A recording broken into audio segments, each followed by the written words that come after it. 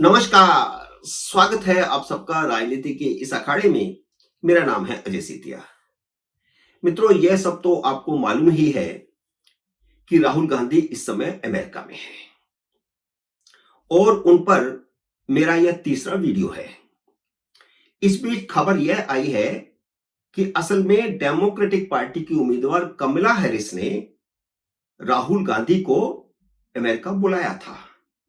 वरना हैरानी यह हो रही थी कि ऐसा क्या कारण हो सकता है कि हरियाणा प्रदेश के विधानसभा चुनावों के बीच में और जम्मू कश्मीर विधानसभा चुनावों के बीच में वह अमेरिका चले गए। और खबर यह भी आई है कि राहुल गांधी के अलावा डीके शिव कुमार और स्टालिन को भी अपने चुनाव प्रचार के लिए कमला हैरिस ने अमेरिका बुलाया है।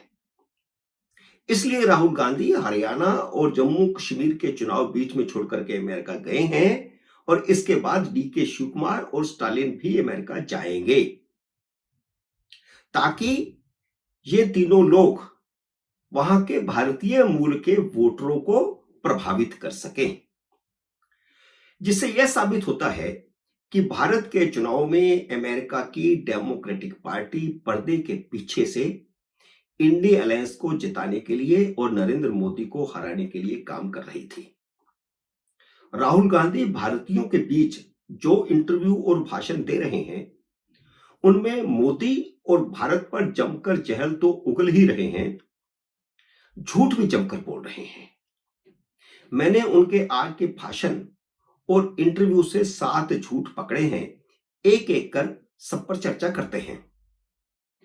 पहला झूठ, 4 जून के बाद सब बदल गया है।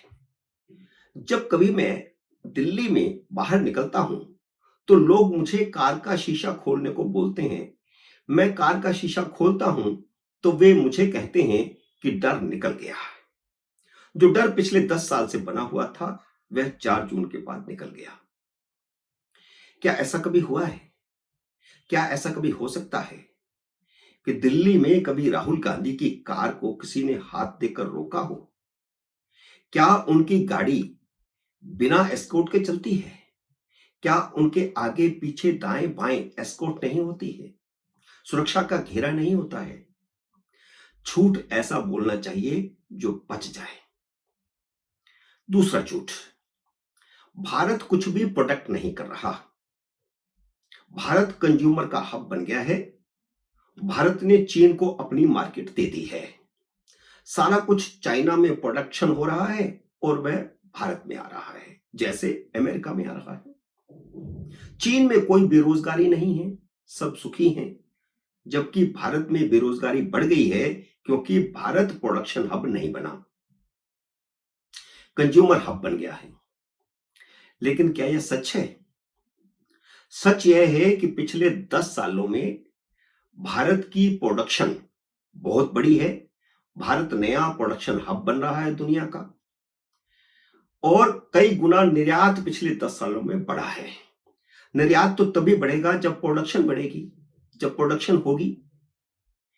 भारत के ही एक छात्र ने यह टिप्पणी करके राहुल गांधी के मुंह पर तुरंत ही करारा थप्पड़ मार दिया कि आर्थिक स्थिति में इतना सुधार हुआ है भारत में पिछले 10 साल में मार्केट में और आर्थिक स्थिति में कि ज्यादातर भारतीय छात्र पढ़ाई पूरी करके वापस लौटना चाहते हैं।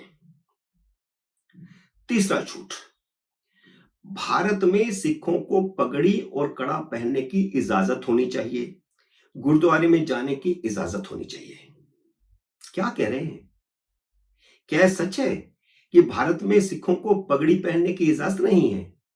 क्या उन्हें कड़ा पहनने की इजाजत नहीं है? क्या वे गुरुद्वारे में नहीं जाते?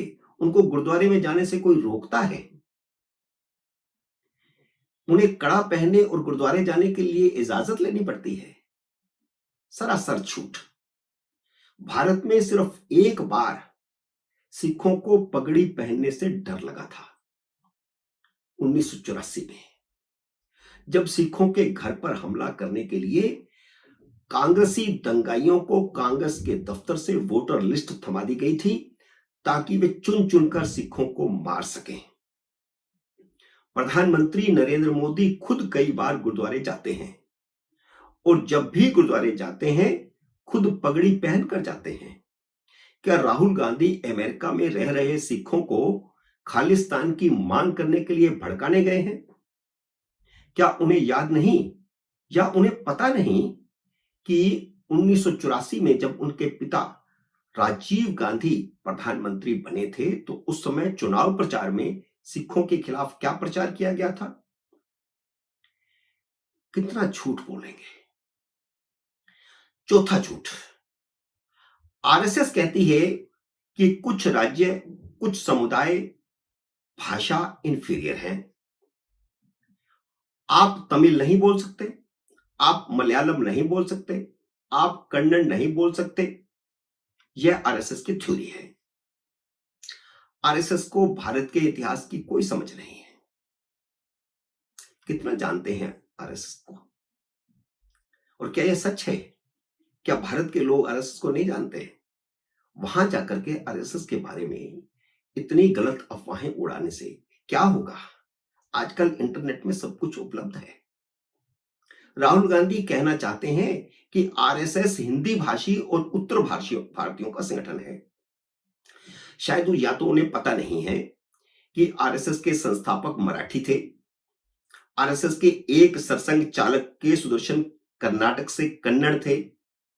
अभी भी आरएसएस के महासचिव कन्नड़ हैं। दक्षिण भारत के पांचों राज्यों में भी आरएसएस के उतने ही प्रचारक हैं जितने बाकी राज्यों में हैं। और दक्षिण भारत में संघ का कोई भी प्रचारक हिंदी भाषी नहीं है। कर्नाटक में कन्नड़, केरल में मलयालम, आंध्र में तेलुगु वहीं के प्रचारक हैं। पांचवा झूठ, भारत में राहुल गांधी आरक्षण बढ़ाने की बात करते हैं। एक नहीं अनेक बार कह चुके हैं कि जितनी जिसकी संख्या भारी उतनी उसकी हिस्सेदारी। वे लगातार डिमांड कर रहे हैं कि 80% तक आरक्षण होना चाहिए क्योंकि ओबीसी, दलित और आदिवासियों की जनसंख्या 80% से ज्यादा है। लेकिन वाशिंगटन में जब उनसे पूछा गया कि आरक्षण कब तक खत्म कर देंगे तो उन्होंने कहा कि जब भारत में निष्पक्षता बनेगी आरक्षण खत्म कर देंगे। अब निष्पक्षता का आरक्षण से क्या ताल्लुक है? लेकिन आरक्षण खत्म करने की बात उन्होंने वहां जाके कही, यहां 80% आरक्षण करने की बात कर रहे हैं।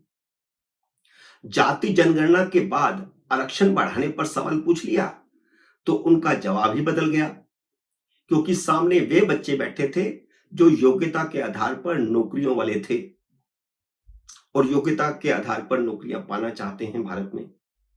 उन्होंने कहा कि जाति जनगणना सिर्फ एक एक्सरसाइज है, यह आरक्षण के लिए नहीं है। भारत में क्या बोलते हैं, अमेरिका में जाके क्या बोलते हैं। और राहुल गांधी ने कहा कि जाति आधारित जनगणना का मतलब आरक्षण नहीं है, इससे बजट बनाने में आसानी होगी, योजनाएं बनाने की दिशा में एक दिशा मिलेगी। वह एक जगह तो झूठ बोल ही रहे हैं, या तो भारत में या वाशिंगटन में। मायावती ने उनके झूठ पर उन्हें कटघरे में खड़ा किया है और जवाब तलब किया है। छठा झूठ, चुनाव निष्पक्ष होते तो भाजपा को 240 सीटें नहीं आती। भारत से बाहर जाकर उन्होंने पहली बार कहा है कि चुनाव आयोग की निष्पक्षता ठीक नहीं है, निष्पक्षता नहीं रही। उनकी निष्पक्षता पर सवाल उठाया है। लेकिन भारत में चुनाव नतीजों के बाद कभी भी चुनाव आयोग की निष्पक्षता पर सवाल नहीं उठाया गया, बल्कि मुख्य चुनाव आयुक्त ने इस बात के लिए आभार प्रकट किया कि किसी भी राजनीतिक पार्टी ने चुनाव की निष्पक्षता पर सवाल नहीं उठाया, चुनाव आयोग पर उंगली नहीं उठाई, लेकिन वे बाहर जाकर के चुनाव आयोग की निष्पक्षता पर सवाल उठा रहे हैं। जबकि 99 सीटें जीतने के बाद भारत में उन्होंने कभी भी चुनाव आयोग की निष्पक्षता पर सवाल नहीं उठाया था। वे भारत में सच बोल रहे हैं या अमेरिका में झूठ बोल रहे हैं? सातवां झूठ, जो सबसे बड़ा झूठ है कि मैं मोदी से नफरत नहीं करता।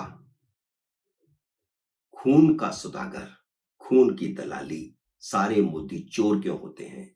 चौकीदार चोर है, मोदी पनौती है, मोदी जेब कतरा है। ये सब राहुल के बोल हैं। क्या ये नफरत नहीं है? मित्रों, उम्मीद है मेरा ये वीडियो आपको पसंद आया होगा। इसे लाइक और शेयर कीजिए। अगर आपने मेरे यूट्यूब चैनल को अब तक सब्सक्राइब नहीं किया तो कृपया सब्सक्राइब करके अपना आशीर्वाद दीजिए। जल्दी मिलते हैं अगले वीडियो में किसी अन्य विषय के साथ। तब तक नमस्कार।